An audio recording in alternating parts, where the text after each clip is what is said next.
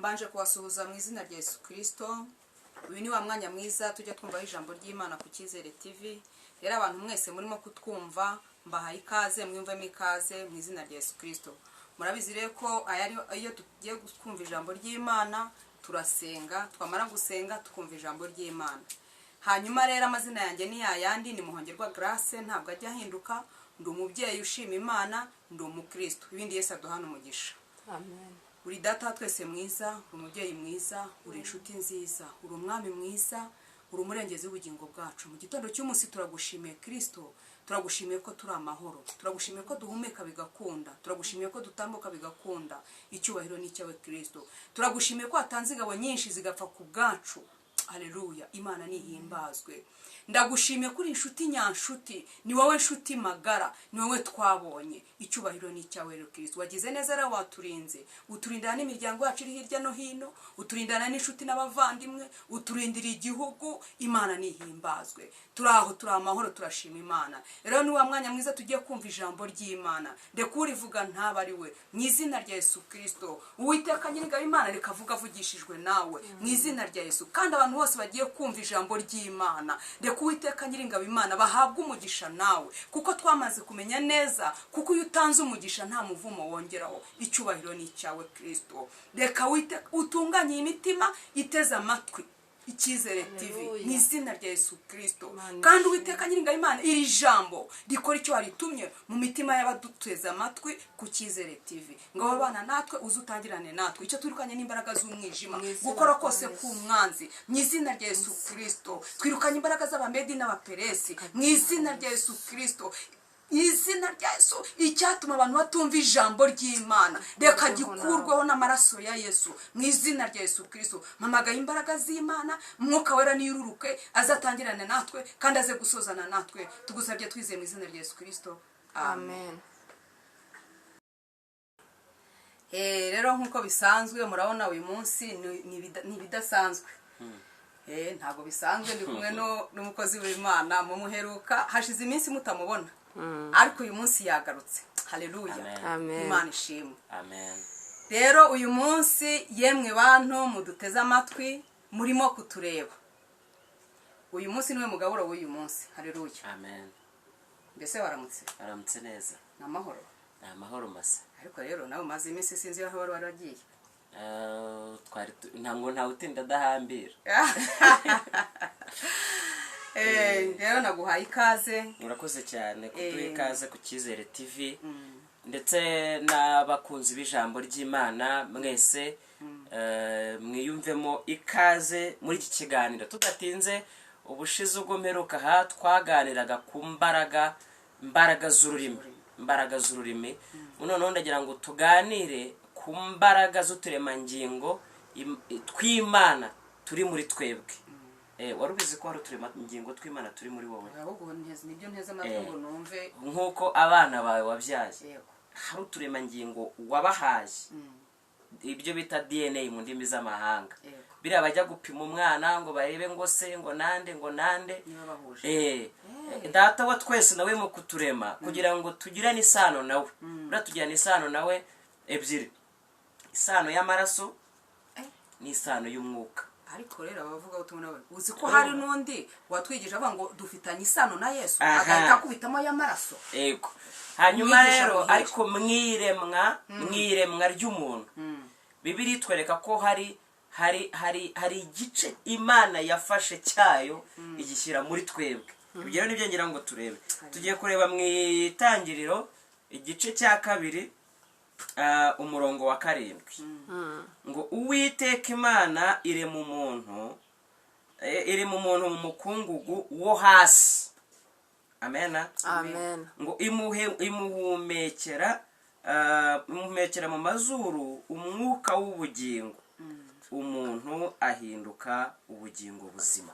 Amen. Haleluya. Amen. Ngo Uwiteka Imana iri mu muntu, ifata umukungugu wo hasi, iramubumbabumba, irangije wena ntibihagije, imuhumekeramo umwuka wayo. Uturutse hehe?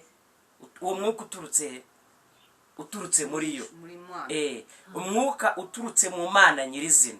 irawufata iwuhumekera muri wowe muhongerwa, irawufata iwuhumekera muri wowe udukurikiye ubu none ahangaha wowe urimo kutwumva nona. Ubu Imana yafashe umwuka wayo iwushyira muri wowe, bivuze ngo iyo ugendana umwuka w'Imana. Amen. Amen. Ufite muri wowe harimo igice cy'ubumana, sinzi nimba uri kubyumva neza. Muri wowe iyo ugenda ufitemo ubumana muri wowe. Kubera iki? Kubera wa mwuka wayo yafashe ikaguhumekeramo, iguhumekeramo ubuzima, ubugingo buzima. Hallelujah. Amen. Amen. Bivuze ngo hari icyo urusha ibindi biremwa. Byo ntago bifite ubugingo, ntago byigeze bihabwa. Iyo mpano ni impano Imana yahaye umwana w'umuntu, yahaye ikiremwa muntu. Ntago yigeze imuhereza uwo mwuka w'ubumana muri yo w'ubugingo. Niyo mpamvu ubona nyine inyamaswa zitekereza bitandukanye natwe. Ubundi aba scientifique bavuga ko nyine ngo twese turi inyamaswa. Iyo bajya kubavuga ngo uri inyamaswa muntu, uriya ni inyamaswa y'intare, uriya ni inyamaswa y'iki.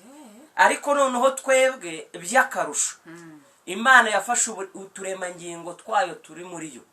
Ubu ugiye gupima uturemangingo sano twawe, bagafata n'utw'Imana, basanga wowe ufite mu bumana kubera wa mwuka wayo w'Imana uri muri wowe, yahumekeye muri wowe mu kiremwa muntu. Niyo mpamvu n'imyitwarire yawe wowe udukurikiye yakabaye itandukanye, n'imitekerereze yawe yakabaye itandukanye n'iy'ibindi biremwa bitahumekewe mu mwuka w'ubugingo. Hallelujah. Amen. Amen. Nubango wowe wakabaye ugenda mu nzira wifitiye icyizere, wumva ufite confidence, wumva ufite imbaraga, za mbaraga ziri hejuru y'izindi mbaraga. Kubera iki? Kuko ufitemo ubumana muri wowe. Amen. Hallelujah. Ahubwo dutekereze muri uyu mwanya, wowe ukimara kumenya yuko hari imbaraga z'ubumana ziri muri wowe, ukimara kumenya ko wagiriwe amahirwe yo guhumekerwamo n'Imana, hakaba hari umwuka muri wowe. Hallelujah. Umwuka ugendana nawe, ugenda muri wowe, udasaba kuba hari amafaranga watanze, udasaba kuba wasenze cyane, udasaba kuba wiyirije, kuba gusura ikiremwa cy'Imana. Biguhesha ububasha, biguhesha uburenganzira bwo kuba hari umwuka uri muri wowe. Hari umwuka ugendana nawe, hari imbaraga z'ubumana zigendana nawe. Ahubwo ubu none hanabaza ngo ukimara kumenya ko Bibiliya ikimara kukubwira, ntago ari njye ubivuze, ni Bibiliya ijambo ry'Imana. Ukimara kumenya yuko mu iremwa ryawe Imana yafashe uturemangingo twayo, indangasano yayo, yarangiza ikaza ikayitereka muri wowe, hita utekereza ngo izo mbaraga z'Imana ziri muri njye, uyu mwuka w'Imana uri muri njye ukora ute? Nkukoresha iki? Ugufasha iki? Hallelujah. Amen. Nubango uyu mwuka uri muri wowe wakabaye uhindura wowe, wakabaye uhindura imitekerereze yawe, ugatekereza nk'umuntu ufite ubumana muri wowe. Hallelujah.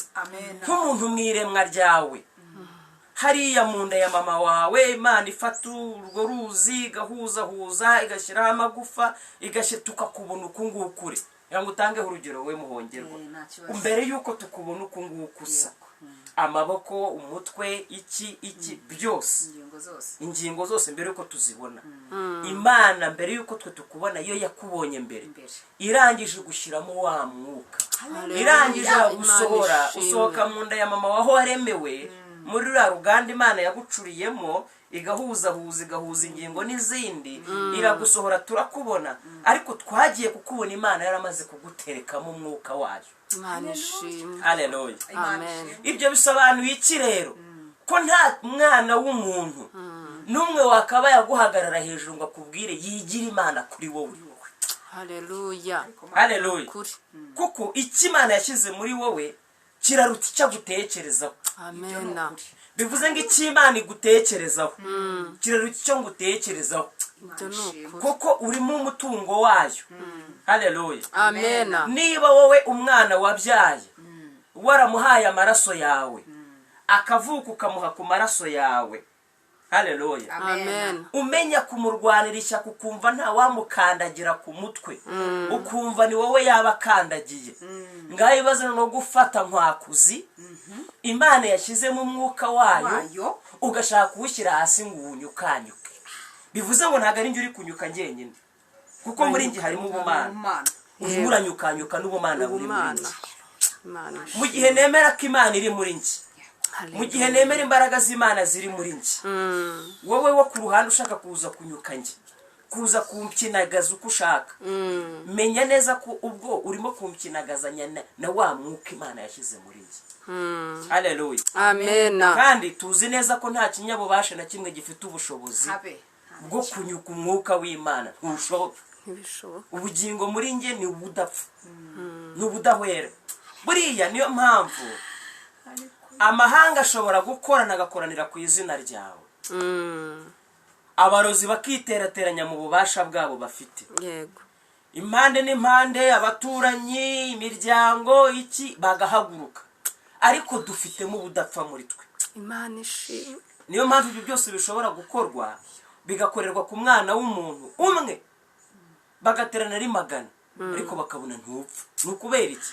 Wa mwuka Imana yashyize muri wowe ntupfa. Nta muntu ufite ubushobozi namba bwo kwica uwo mwuka. Kuba rero nta muntu ufite ubushobozi bwo kwica uwo mwuka uri muri njye w'ubumana. Niyo mpamvu ugomba kugenda wumva uhagaze, uhagaze bwuma, wifitiye confidence, wumfitiye icyizere.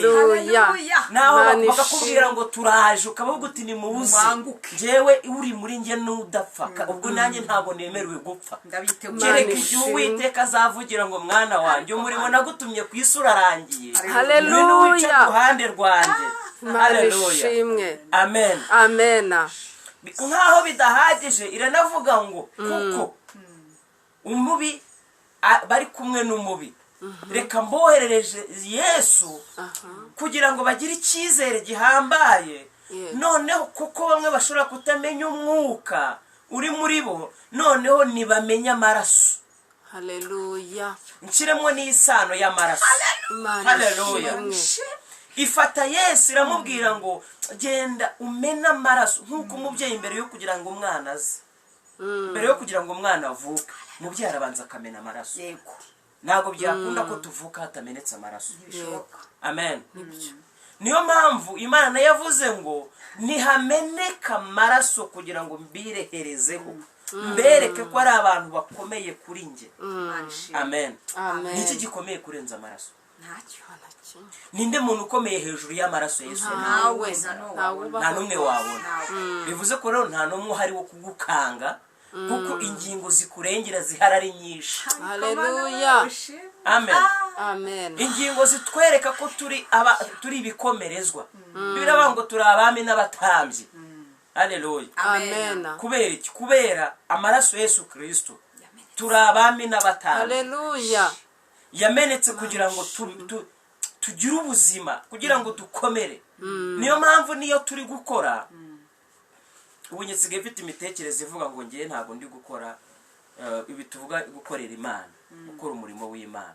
Naje gusanga ari njye bifitiye inyungu kurenza Imana. Amen. amen Buriya abana bawe mu rugo gufashanya si igitangaza, igitangaza ni ukudafashanya. Haleluya. Amen. Nuvuga ngo kuba wangirira neza ukangaburira, ukagira ikintu ufasha ubuzima bwanjye, ntabwo ari igitangaza. Igitangaza ahubwo ni uko utamfasha kandi tuvindimo. Ni ukuvuga ngo niba njye nawe twaracunguriwe muri Yesu Kristo mu maraso amwe, tukaba njye nawe tugira uturemangingo tw'Imana tugendana, ry'uwo mwuka Imana yahumekeye muri twe, kuba utamfasha nicyo gitangaza gikomeye, kuko uba uhindutse, ubaye ikintu ntabasha kubona, ntavugira hano kuri kamera. Twakabaye ahubwo turwanirira n'ishyaka nk'abana b'Imana duhuriye muri Yesu Kristo, duhuriye muri wa mwuka. haleluya haleluya Amen. bivuze ngo icyo twita gukorera imana tuba turimo turikorera kuko tuba turimo turakorera abavandimwe bacu duhuje isano urumva ni ukuvuga ngo ibiri kwa data ni ibyacu haleluya Amen. amen Amen. ni ukuvuga ngo na Yesu ajya kugenda baramubajije ngo ese kugiye abagukurikiye bimeze bite tuzaviramo aho ngo mukiri mu isi nzabakubira Imana ishimwe. amen Hallelujah. bivuze ngo abantu turi mu murongo wa Yesu Kristo abantu turi mu maraso ya Yesu Kristo twacungwe n'amaraso ya Yesu Kristo ntabwo inyandiko yacu ari ubukene oya inyandiko yacu isezerano dufite ni iryo gutunga tugatungisha abandi mu buryo bw'umwuka no mu buryo bw'umubiri yego tukavuga imana tugaragaza itugaragaraho itugaragaramo mu mico mu mivugire mu myitwarire no mu buzima bwa buri munsi tugomba kuba tugaragaramo uwo mwuka w'imana ugenda muri twe niyo mpamvu rero tukimara kumenya ko hari umwuka uri muri twe muri twebwe imbere biduha imbaraga zo kumva ko dufite ububasha n'ubushobozi bwo kubaho mu bumana kandi tukabaho neza hapana kubaho dupfundikanya tukabaho neza ahubwo ikintu satana dukora ni ukutwibagiza imbaraga ziri muri twe hanyuma iyo tumaze kwibagirwa imbaraga ziri muri twe bituma twumva ko dupfuye ntidukore ibyo twakabaye dukora ngo twakire kubaho guturuka ku Uwiteka Imana haleluya ndabifuriza kuganza muri Kristo Yesu kandi uri muri Kristo Yesu noneho byongeyeho wemera gucungurwa kw'amaraso ya Yesu Kristo twakiriye yemerewe kugira access cyangwa se kugira ubushobozi kugira ububasha kuri buri kimwe cyose Imana yaremye muri iyi si haleluya ibintu Imana yaremye ntabwo yabiremeye abatayubaha yayibiremye ngo bitubesheho neza haleluya niyo mpamvu Bibiliya itubwira ngo urugo rwiza ni ijuru rito tukwiye rero kugira ijuru tukiri hano mu isi iryo juru Imana ivuga nitwe yariremeye ahubwo tugarure intekerezo twe gutekereza nk'abatizera buriya iyo wamaze kubona ko ibintu byacitse wapfuye abarozi baranyishe abarozi barayererera ubuce n'ubutindi buriya reka nkubwira iyo bamwe barimo barira ngo kabaye ibiciro byazamutse isukari yabaye 5 ibishyimbo byageze ahangaha amashuri y'abana yazamutse ibyo biri kubatemera umwuka w'Imana uri muri bo haleluya wowe rero wemera umwuka w'Imana uri muri wowe ibyo ntabwo bikureba hari uwo bireba ninde ni Yesu kuko yaratubwiye ngo nzabakubira nibizamuka bikikuba 5 nanjye nzabakubira urumva amashuri nazamuka akikuba 10 nanjye mfite ubushobozi bwo kubakubira ahubwo tegereza urebe Yesu yaratubeshye dusegere mu cyanditswe Yesu yaratubeshye se Oya ntabeshye hanyuma ni abana bacu nibageraho bakabirukana ntabwo tuzamubwira ati niwe byanditswe na bya waravuze cyangwa barakuvugiye si barakubeshyeye ikibazo rero ni uko dushaka kubwira Imana ngo nikore ariko n'imbaraga zacu tugashaka ko zikora ariko zidakoreye muri we ni ikibazo rero gikomeye amen Amen. reka rero mbashimire mwari mudukurikiye hanyuma mwibuke gukora subscribe impamvu yo gukora subscribe nta kindi nta hantu subscribe igurishwa nta naho bayicuruza ahubwo aba ari ukugira ngo ibiganiro cyangwa se inyigisho nk'izi zo guhugurana zo gukangurana zijye zibasha kukugereraho igihe kandi n'abadutekerereje neza bagashyiraho uyu muyoboro wa YouTube kugira ngo tujye twumviraho ijambo ry'Imana nabo bajye babona ko ibintu bari gukora bifite agaciro iyo mwiyandikisha muri benshi ni ikimenyetso cy'uko mukunda ibyo mubakora kandi abana b'Imana ubundi bakwiriye no gushyigikirana nibyo nababwiraga kuba wanshyigikira nta gitangaza ahubwo igitangaza ni ukutagushyigikira kandi twumva twese turi abana b'Imana ubwo mumaze kumenya rero ko duhumeka umwuka umwe twashyizwemo n'Imana tukaba duhuje isano ry'amaraso muri Yesu Kristo dushyigikirana ni mu bashyigikire rero mubakorere comment, mubabwire nimba hari aho bazamura, icyo bakongera, icyo mwifuza kugira ngo ijambo ry'Imana rikomeze ryamamare, mubandikire, hanyuma mukore like. Umumaro wo gukora like nawo buriya Google ukubona iyibona ibintu abantu bagenda babikunda ari benshi, nayo igenda ibizamura ikabishyira hejuru. Mwari mubizi? Niyo abantu bakoreye like ari benshi muri Google system, iyo irabibona ko ibyo biganiro byanyu bikunzwe ikabishyira hejuru ku buryo bitabona umwabo mwabihaye gusa. Kwa kundi ufungura ikiganiro tubona YouTube ukabona ikiganiro kiraje. Ni Google ibigenda ibikora biterwa no kugenda ibona abantu. Rero abakristo mukwiriye gushyigikira bagenzi banyu, tugashyikirana kugira ngo ubwami bw'Imana bwamamare. Uwiteka Mana ikomeye, Imana iri hejuru y'ibyaremwe byose, nyiribiremwa, tugushimiye gukomera kwawe, tugushimiye yuko wemeye kudushyiramo umwuka wawe kugira ngo utuyobore nkaho bidahagije, ukatwoherereza n'umwami Yesu Kristo kugira ngo atubere inzira igera iwawe, igera ku ntego wari waragambiriye ku mwana w'umuntu, wari ukugira ngo tuzabeho muri wowe twishimye. Rero manura imbaraga zawe, umucyo wawe ukore ku bwonko bwa buri wese, ukore ku marangamutima ya buri wese, kugira ngo yongere agaruke ye gutwarwa n'isi, ahisi kuri abantu, ahisi rigitishije abantu benshi, aho urwobo rwa Satani rwasamiye gutwara imitima ya benshi kugira ngo babereke ko ahazaza hagoranye. Rero manura imbaraga zawe, wongere ugarure benshi imbere yawe kuko ubifitiye ububasha ndetse n'ubushobozi. Tubigusabye twizeye mu izina ry'umwami wacu Yesu Kristo. Amen.